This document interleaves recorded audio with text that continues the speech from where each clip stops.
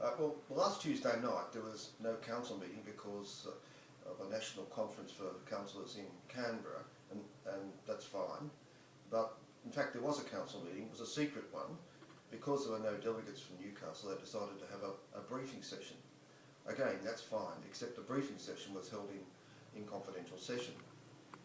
Nobody knew about it, the public didn't know about it, and I managed to get a copy of the agenda items, and most of them, except for two perhaps, were the sorts of briefings that in the last council would have been held in a public session so that the community could see, and the media of course.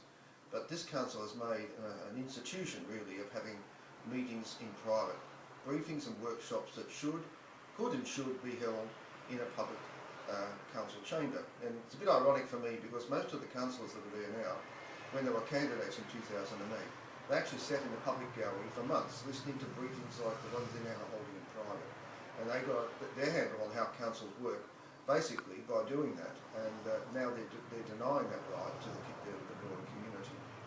So I think one thing that needs to change, and I hope will change if more Greens are elected to council, is it will become more open and more accountable.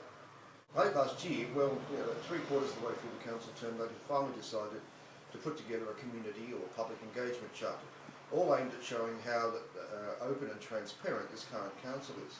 The great irony is that the workshop and the briefing that was held to formulate that engagement charter was held again in a confidential meeting. It seems rather odd, doesn't it, that you want to put together a charter to show that you are open and transparent to the public, but you do it in a confidential session. The charter finally came to council last December, and council's managers recommended it simply be endorsed without a public exhibition period. Again, that indicates just how lacking in understanding many of our new council managers are, if they think that that's the sort of thing that it's about public engagement that shouldn't have a period of public engagement by exhibition. Luckily, Greens councillor Michael Osborne was able to persuade the councillors, or the majority of them, to hold an exhibition over the Christmas New Year break.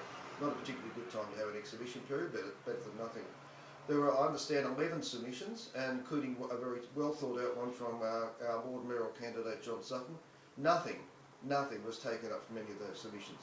Again, it's a council, in my view, that mouths platitudes about public engagement and openness and transparency, but really what they say and what they preach are two very different things. Until recently, if there were 300 unresolved objections from the general public for development applications, the matter went to council to be assessed rather than being done under delegated authority by staff. That was recently changed, and amazingly, with the council's endorsement, to 10 objections. So that now it's almost impossible, I believe, for community objections to ever get to the council chamber. 10 objections are a lot, and if you say more or less the same thing, they treat them as form letters, and that they count that as one objection. A petition with 200 signatures is one objection.